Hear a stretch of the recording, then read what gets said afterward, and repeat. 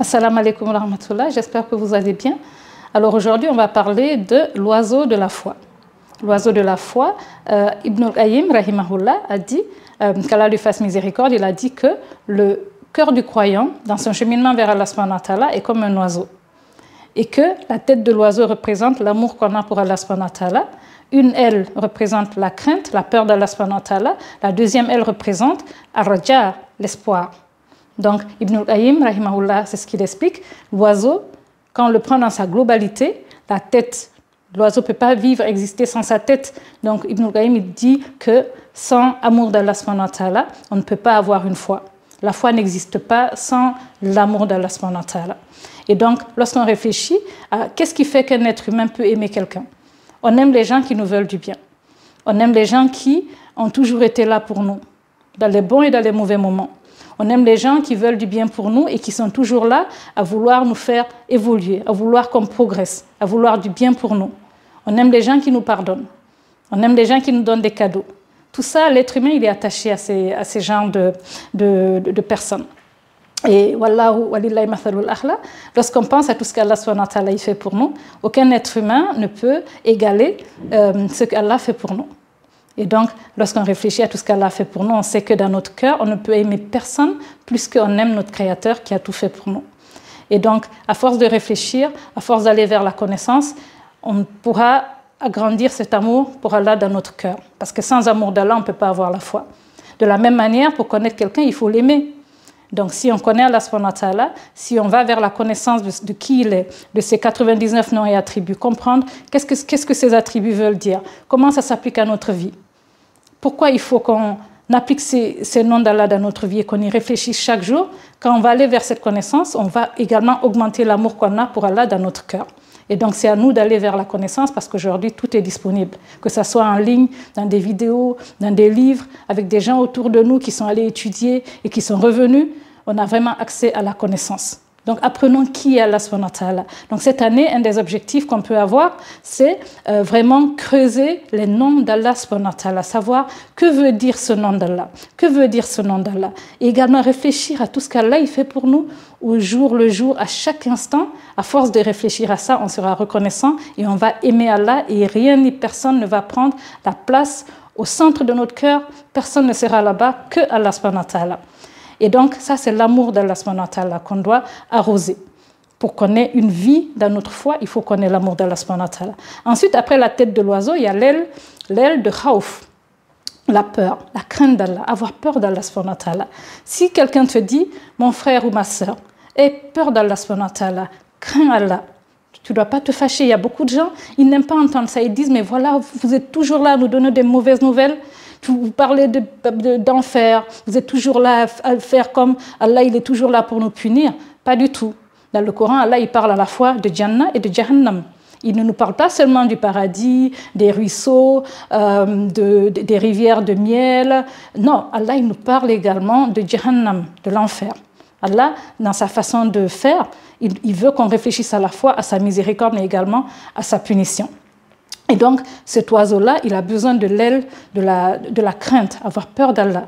Donc, lorsqu'on est en train de faire des actes, lorsqu'on est en train de faire des choses, il faut qu'on se rappelle qu'Allah subhanahu wa ta'ala, il est dur en punition. Comme il dit dans le Coran, Allah subhanahu wa ta'ala, il dit « Inna batsha rabbika la shadid ».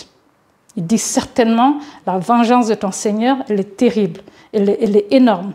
Donc, rappelons-nous de ce qu'Allah nous dit dans le Coran par rapport à Jahannam, par rapport à sa colère, pour que lorsqu'on est au milieu d'une décision, qu'on craigne Allah, pour que lorsqu'on est au milieu d'un péché, qu'on cherche rapidement les moyens de nous en sortir pour ne pas qu'on meure dans ça et qu'on rencontre Allah dans cet état, parce que vraiment Allah subhanahu wa ta'ala, il nous a prévenu qu'il n'aime pas qu'on franchisse ses limites. Il n'aime pas qu'on fasse exprès de faire des péchés en comptant sur sa miséricorde. Allah, il nous a interdit cela, qu'il nous pardonne et qu'il nous sauve de cela. Ensuite, après l'aile de la peur et de la crainte, on a l'aile de l'espoir. L'aile de l'espoir en Allah, ar-raja, ça veut dire qu'il faut toujours avoir espoir en Allah subhanahu wa ta'ala. Et dans le hadith Qudsi, rapporté par Abu Huraira, Allah subhanahu wa ta'ala, il dit lui-même, il dit « Ana inda zonni abdi bi ». Il dit « Je suis selon ce que mon esclave, selon ce que mon serviteur pense de moi ». Donc si on pense du bien d'Allah, on aura du bien avec Allah. Si on pense du mal, on obtiendra aussi le mal. Donc tout dépend de ce qu'on pense, de ce à quoi on s'attend de sa part. Allah subhanahu wa ta'ala, il n'aime pas qu'on pense du mal de lui. Il n'aime pas qu'on pense que oui, il va me punir, il va jamais me pardonner. Il nous a interdit de réfléchir comme ça. Et donc de la même manière qu'il nous demande de le craindre, il nous parle de sa colère, il nous parle de la punition qu'il réserve aux personnes qui sont dans Jahannam. De la même manière, il veut aussi qu'on ait espoir en lui. Donc Allah, il ne veut pas qu'on fasse exprès de faire des péchés en comptant sur sa miséricorde. Mais une fois qu'on a fait les péchés, qu'on n'a pas fait exprès, qu'on est dedans ou bien qu'on est en train d'essayer de s'en sortir, mais que c'est très dur, mais qu'on est vraiment en train d'essayer, Allah ne veut pas qu'on perde espoir de sa miséricorde. Donc c'est un peu ça la nuance.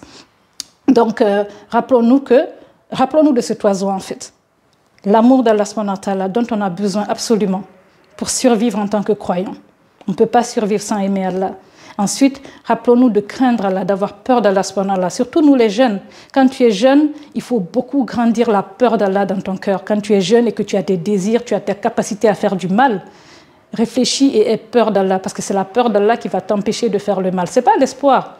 C'est la peur d'Allah qui va t'empêcher de faire du mal. Quand tu es au milieu, quand tu es prêt à faire ça, tu vas réfléchir à la punition d'Allah. Donc, lisons ce qu'Allah dit par rapport à sa punition. Ça va nous permettre d'avoir peur de lui. Ça va nous protéger du mal. De la même manière, quand tu vois des parents qui font peur à leurs petits-enfants, ils disent, si tu vois un étranger qui vient vers toi et te donne un bonbon, si tu acceptes ça, il va te kidnapper, tu ne vas plus jamais revenir dans ta famille. Ils font peur à leurs enfants parce qu'ils ne veulent pas que l'enfant s'habitue à prendre des choses des mains des étrangers parce qu'il y a beaucoup de personnes qui ont kidnappé des enfants comme ça et les enfants n'ont plus jamais été retrouvés. Donc, lorsque les parents font ça, ce n'est pas parce qu'ils n'aiment pas l'enfant, ils font peur à l'enfant pour protéger l'enfant. Donc, Allah subhanahu wa ta'ala, il nous parle de sa menace, il fait peur à ses esclaves, c'est parce qu'il nous aime, parce qu'il ne veut pas qu'on se détruise, donc il nous fait peur. Donc, on doit avoir peur d'Allah. Si tu n'as pas peur d'Allah, si tu as seulement l'espoir en Allah, sache que ta foi ne peut jamais être complète. Sache que Iblis, il va utiliser cette stratégie que tu t'es créée toi-même pour te détruire. Donc, il faut absolument que dans ton cœur, tu aies peur d'Allah. Il faut également que tu aies espoir en Allah. Mais avant tout ça, il faut que tu aies l'amour d'Allah, que tu saches qui est Allah pour toi, qu'est-ce qu'il a fait pour toi. Pourquoi personne et rien ne peut prendre le centre de ton cœur et seul Allah subhanahu wa ta'ala mérite d'être au centre, au cœur même de ton cœur. Personne et rien ne peut prendre cette place-là. Parce que personne n'a fait pour toi ce que ton Créateur a fait pour toi. Et quand tu es dans des problèmes, personne ne peut faire pour toi ce que ton Créateur peut faire pour toi. Et personne ne veut tes intérêts comme Allah veut tes intérêts. Allah, il aime tes intérêts même plus que toi-même, tu aimes tes intérêts. Donc, en tout cas, c'est un rappel que j'espère être très utile, d'abord pour moi-même et pour mes frères et sœurs, de toujours grandir la connaissance d'Allah dans nos cœurs. L'amour d'Allah dans notre cœur et toujours avoir peur d'Allah et avoir l'espoir en Allah subhanahu wa ta'ala. Merci beaucoup, j'espère que vous allez tous très bien. À la prochaine. Salam alaikum wa rahmatullahi wa barakatuh.